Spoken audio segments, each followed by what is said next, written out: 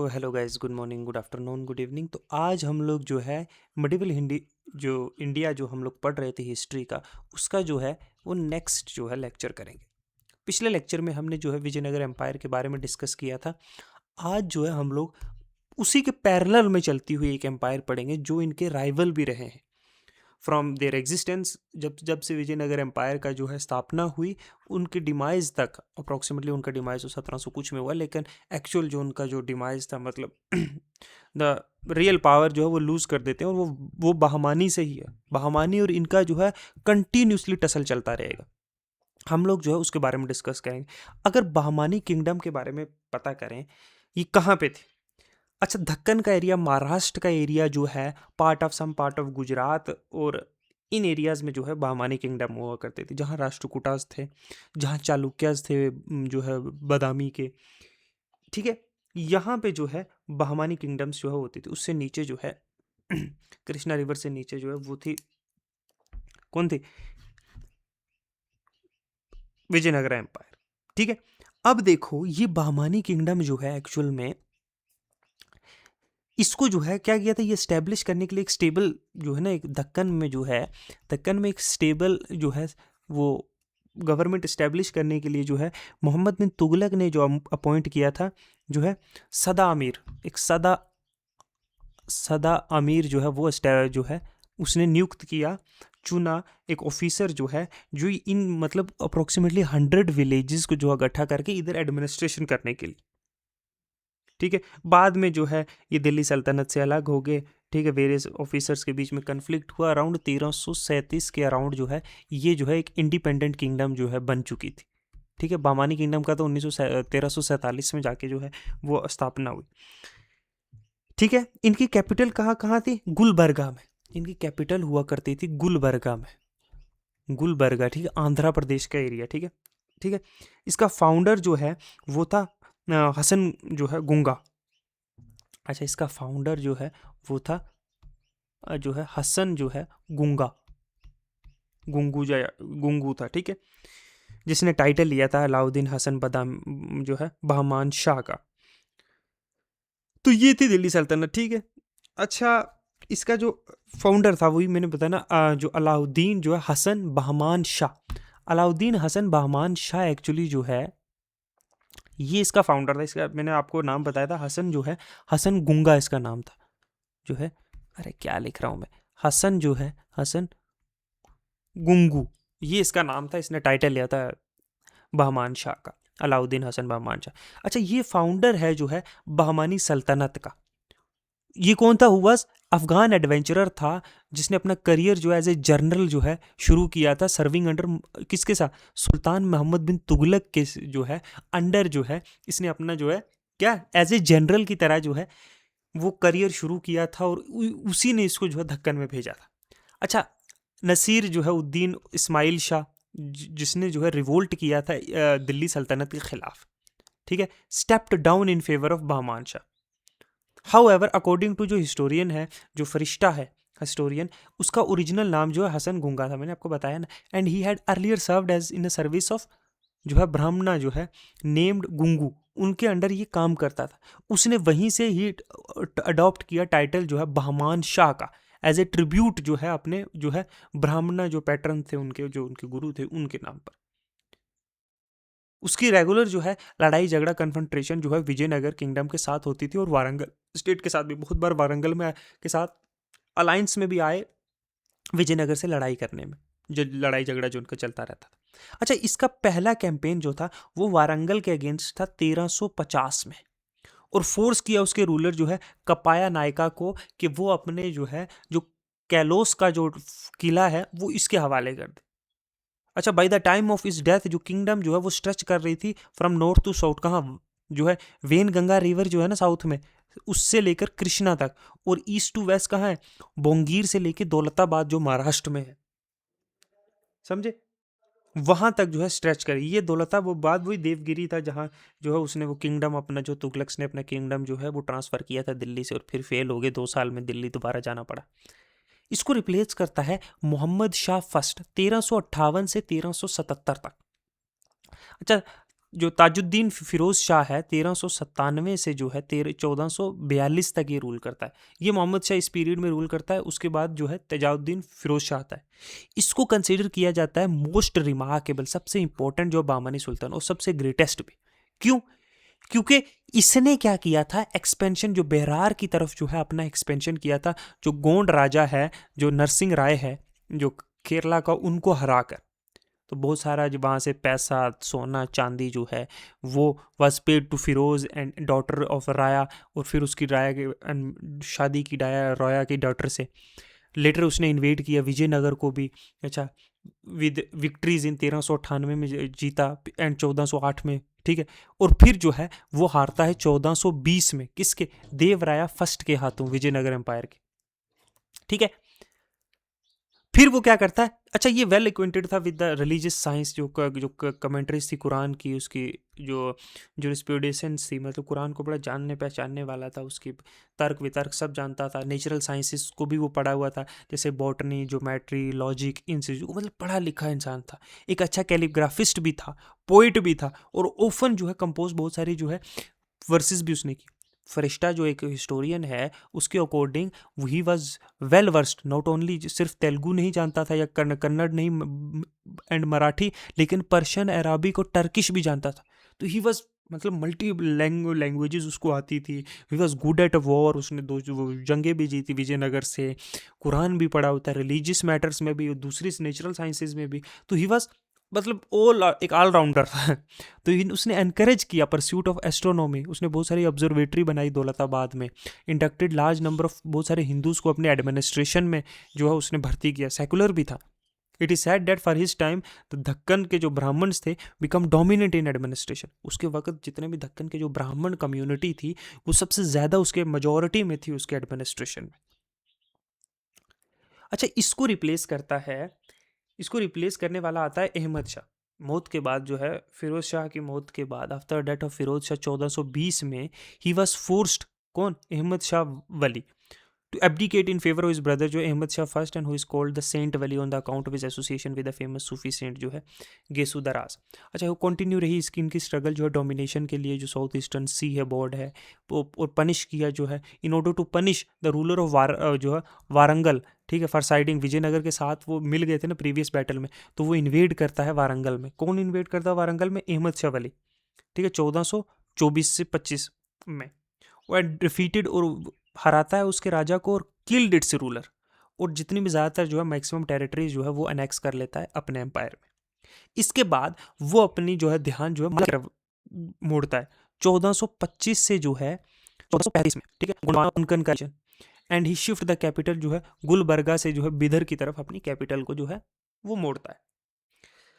अच्छा, इसको रिप्लेस करता है वो जो है हुमायूं शाह। अच्छा, हुमायूं शाह जो है ना बड़ा इंस्पायर्ड था, जो है हुमायूं शाह बड़ा इम्प्रेस था विद हिज मिलिट्री जीनियस। तो हुमायूं ने अपॉइंट किया मोहम्मद गवान को।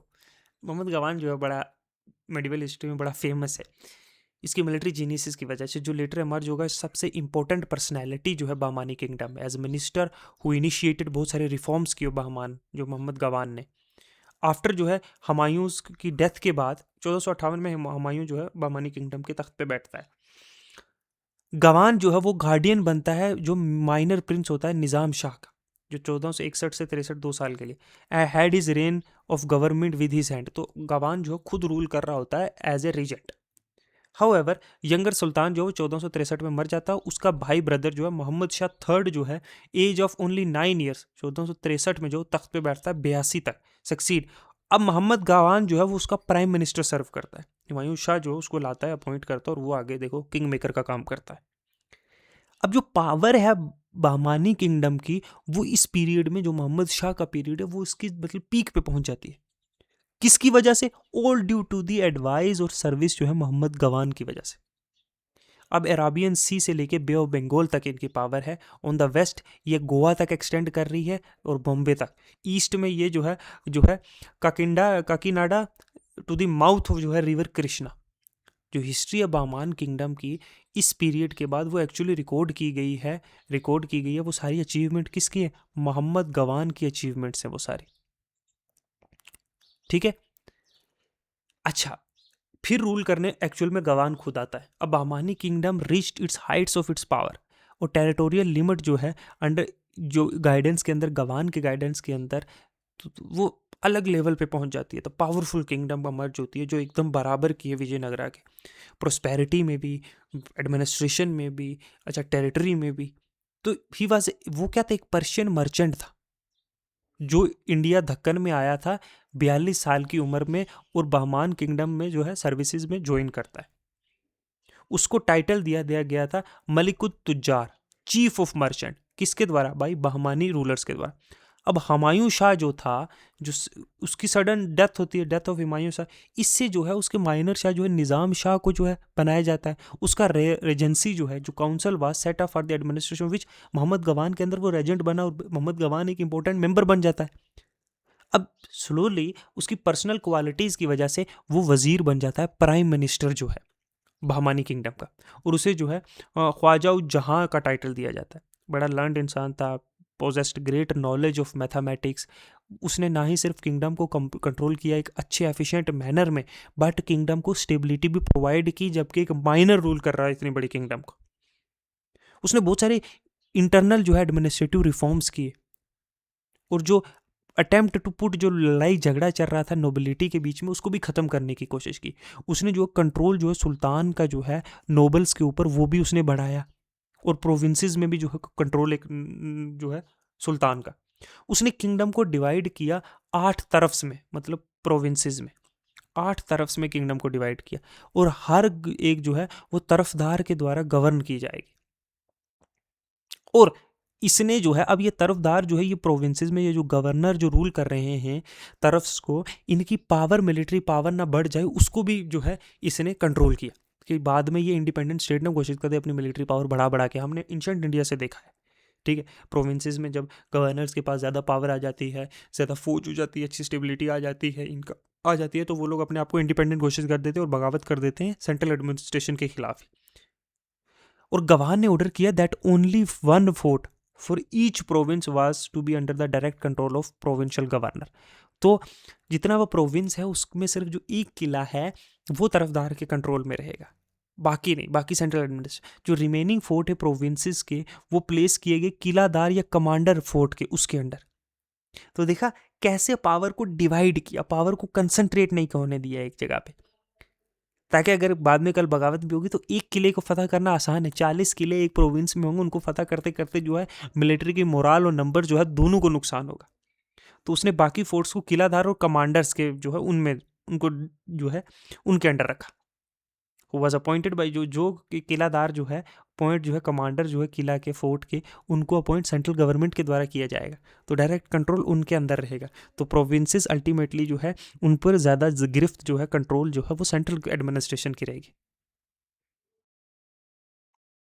अच्छा, अलाउंसेस जो है नोबल्स के कम कर दिए और उनकी रिस्पॉन्सिबिलिटीज़ को भी रिड्यूस कर दिया गया, ताकि नोबिलिटी भी पावरफुल ना बन सके।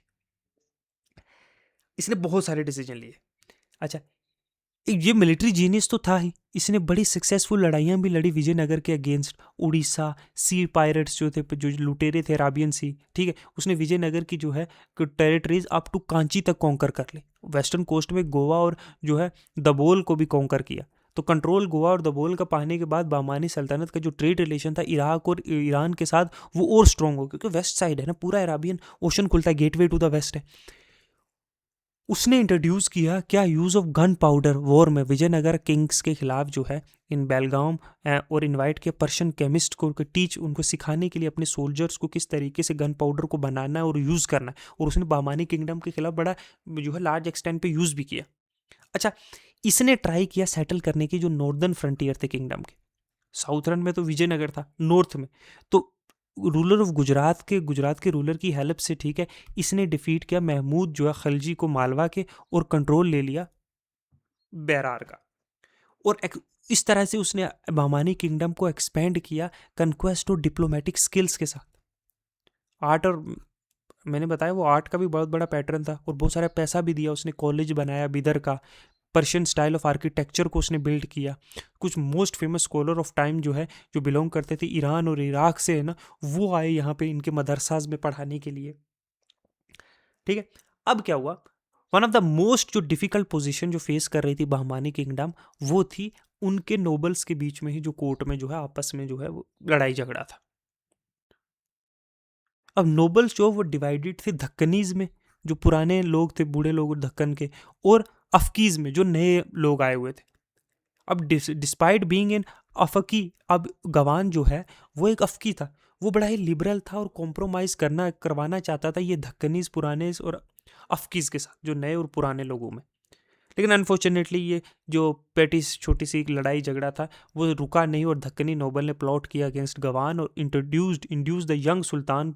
ये यंग सुल्तान जो था, जो उसको मजबूर किया, ठीक है, कि सजाए मौत दी जाए, और फिर उसको एग्जीक्यूट करवा दिया 1482 में।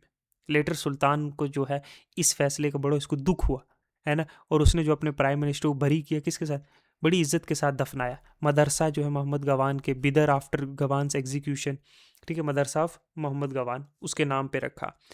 तो बिदर जो है गवान्स की एग्जीक्यूशन के बाद बहमानी किंगडम जो है वो अब टूटना स्टार्ट हो गई। प्रोविंशियल गवर्नर्स ने इंडिपेंडेंस डिक्लेयर कर दी। इसी के पीरियड में विजयनगर का जो किंग है, किंग देवराया जो है, उसने डिफीट कर दिया जो कुछ बचा हुआ था बहमानी सल्तनत की पावर का, ठीक है, और इस तरह से बहमानी किंगडम जो है वो कोलैप्स हो गई। तो 1518 के बाद जो है सल्तनत जो है वो 5 स्टेट में डिवाइड हो गई। अच्छा, ये 5 स्टेट में बताता हूँ कौन कौन से, यहाँ पे लिखा हुआ लेकिन मैं डिटेल में आपको बताता हूँ। इन 5 स्टेट में जो है पहली स्टेट थी निज़ाम शाही। जो ये बहमानी सल्तनत थी, जो जो बहमानी सल्तनत थी, इसका डिवीजन मैं आपको दिखाता हूँ। पहली जो है वो डिवाइड हुई, वो बनी निज़ाम शाही। निज़ाम सॉरी निज़ाम शाहीज। कहाँ के निज़ाम शाही? ये कहाँ के? अहमदनगर के, ठीक है, अहमद जो है अहमदनगर के। अच्छा, इसकी फाउंडेशन जो है किसने रखी थी? इसकी फाउंडेशन रखी अहमद बहरी ने। अहमद जो है वो है बहरी ने, ठीक है। अच्छा, इसको बाद में जो है वो अनेक्स कर लिया गया किसके द्वारा? इसको नेक्स्ट किया था शाहजहां ने अहमदनगर को, ठीक है। अरे क्या लिख रहा हूँ, शाहजहां ने जो है इसको अनेक्स कर लिया था। एक डिवाइड होके बहमानी किंगडम से ये बनी। अच्छा, दूसरी लिख लेना, ये इंपॉर्टेंट है। दूसरी बहमानी किंगडम से डिवाइड होकर बनी आदिल शाही। जो है आदिल शाही जो है वो बनी कौन सी? आदिल शाही ऑफ बीजापुर। इसकी फाउंडेशन किसने रही? ये जो है आदिल शाही बीजापुर की फाउंडेड बाय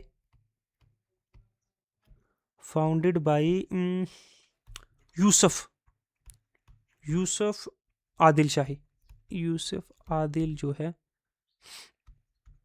शाही, यूसुफ आदिल शाह, ठीक है, इसने फाउंडेशन रखी थी, ठीक है। और यही यूसुफ आदिल शाही है जिसने सेकंड लार्जेस्ट जो है डोम बनाया था। सेकंड लार्जेस्ट डोम बनाया था जिसको वो गोल गुम्बाज है ना, गोल गुम्बाज बीजापुर का, गोल गुम्बाज ऑफ बीजापुर, ठीक है। अब इसमें से तीसरी जो बीजापुर जो ये बहमानी सल्तनत डिवाइड हुई, जब डिसइंटीग्रेशन हुआ, तो तीसरी जो है वो कुतुब शाही, ठीक है। तीसरी बनी थी रुको यार, हाँ, तीसरी थी अ, इमाद इमद शाही। इमद शाहीज कहाँ की? बहरार, जो बहरार है वो अलग हुआ, ठीक है। इसकी फाउंडेशन किसने रखी थी? इसकी फाउंडेशन रखी थी फताउल्ला खान के द्वारा, ठीक है, जो इमादुल मुल्क भी था। इसको जो है बाद में जो है जो रूलर है अहमदनगर का जो है वो कॉन्कर कर लेता है। निज़ाम शाही जो रूलर है, निज़ाम शाह रूलर था अहमदनगर का, वो इसको कॉन्कर कर लेगा, ठीक है। ये फाउंडर था इसका, फताउल्ला खान।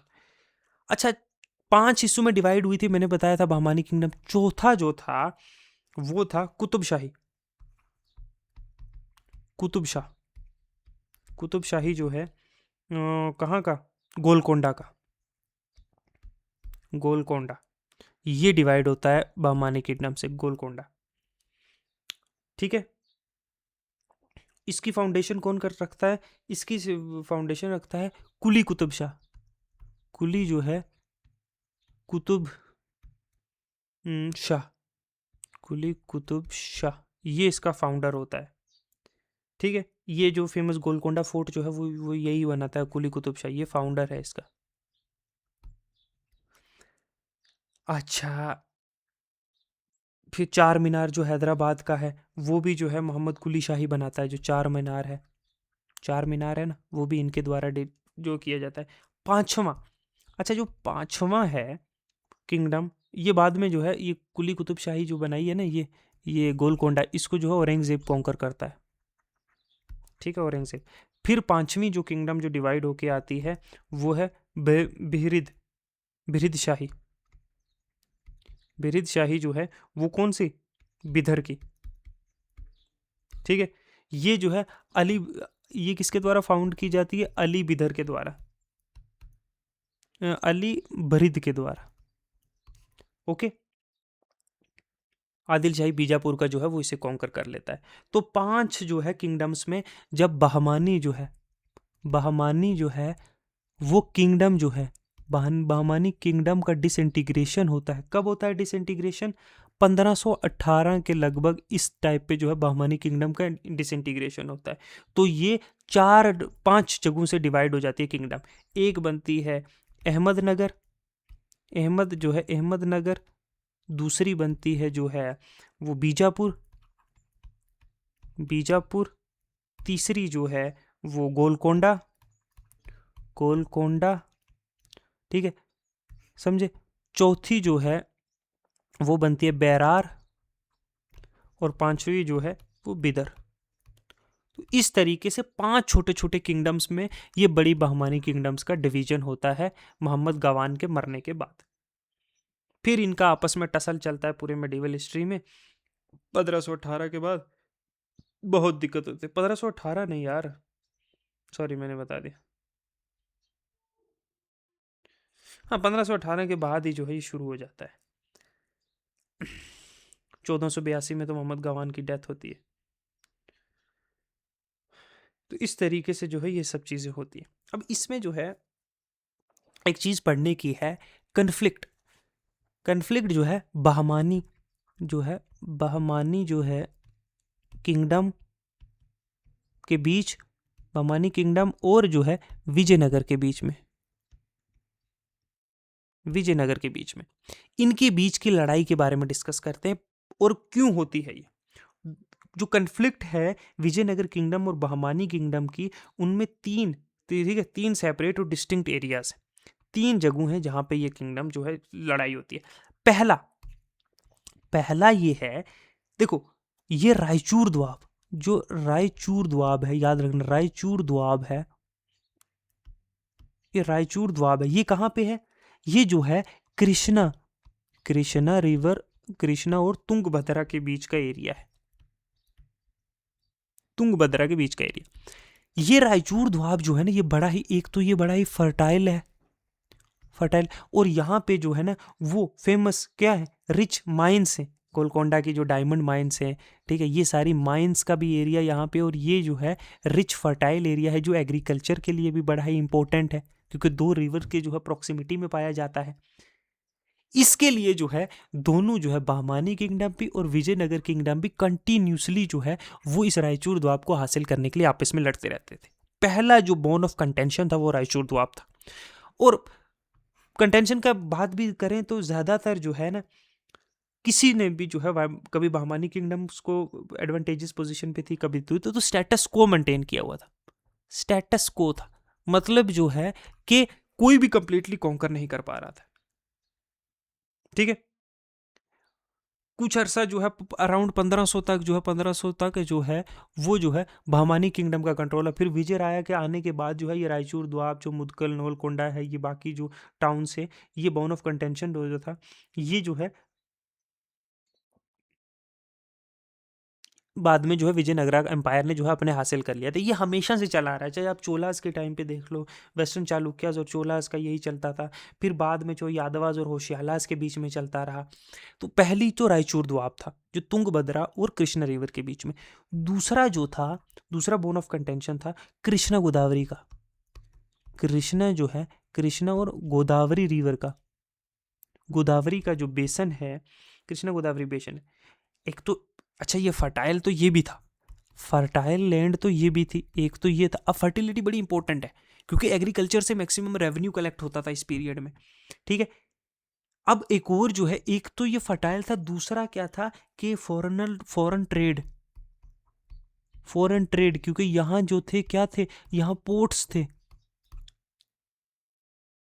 ठीक है, इंपॉर्टेंट पोर्ट्स थे जहां से जो है ट्रेड किया जा सके। तो ये दूसरा बोन ऑफ कंटेंशन है, तभी जो है बहमानीज और विजयनगरा हमेशा आपस में लड़ते रहते थे। तीसरी चीज जो थी वो थी जो है मराठवाड़ा रीजन का जो है कंट्रोल। मराठवाड़ा रीजन जो है, इसका कंट्रोल जो है ये चाहते थे। अब इसका कंट्रोल मराठवाड़ा रीजन का क्यों चाहते थे? क्योंकि इनको कंट्रोल करनी थी कोंकण बेल्ट, कोंकण बेल्ट का एरिया, ठीक है। जो वेस्टर्न घाट के और जो है समुंदर के बीच का जो है ना, वेस्टर्न घाट्स है ना, ये वेस्टर्न घाट्स है और ये समुंदर है, ठीक है। इनके बीच का ये एरिया, इसको कंट्रोल करना था। जो इनको एक्सेस क्या देता था, सी की एक्सेस देता था। कोंकण बेल्ट जो है बड़ा ही फर्टाइल था और यहाँ पे इंपॉर्टेंट पोर्ट था, जैसे गोवा का इंपॉर्टेंट पोर्ट जो है वो पड़ता है कोंकण बेल्ट में। जो एक्सपोर्ट और इंपोर्ट के लिए, जो ईरान से और इराक से जो घोड़े आते थे जो वॉर के लिए बड़े इंपॉर्टेंट थे, वो थे।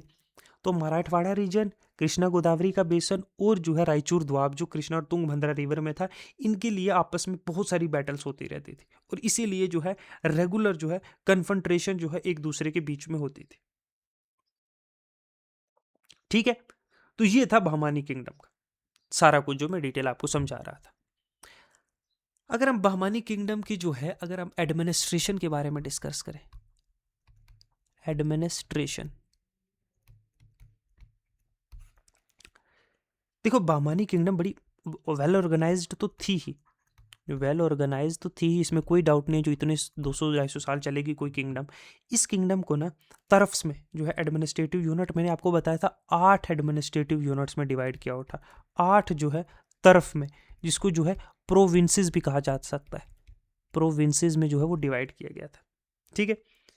कौन कौन सी थी, जैसे दौलताबाद, बिदर, बेरार, गुलबर्गा, ये सारी चीजें थी, ठीक है। इन तरफ्स को जो है वो कौन कौन करता था? तरफदार्स, तरफदार्स जो है वो जो है एडमिनिस्टर करते थे, ठीक है, जिनको सूबेदार भी कहा जाता था। सूबेदार्स भी, मैंने आपको किले वाला फोर्ट्स वाला समझाया था ना, कि एक फोर्ट दिया जाएगा। तो ये सारी चीजें थी, इस तरह से डिवाइड किया हुआ था। नोबल्स को जो है सैलरी दी जाती थी या फिर कैश में, ठीक है, या फिर जो है उनको जागीर्स दी जाती थी। ये चीज़ें तो चलो मैंने आपको बहुत बार समझाई है, बाकी जो है ऑलमोस्ट जो है वो सिमिलर ही था, ठीक है। अच्छा, जो मिलिट्री था, जो बहमानी रूलर्स की जो मिलिट्री थी, वो ज़्यादातर डिपेंडेंट पता है किस पे थी? अमीर्स पे। जो किंगडम्स में अमीर हुआ करते थे, उनकी उनके पास मिलिट्री पावर होती थी, और ये जो है ये सेंट्रल एडमिनिस्ट्रेशन को जो है वो सपोर्ट करते थे ड्यूरिंग द वॉर, उनको देते थे।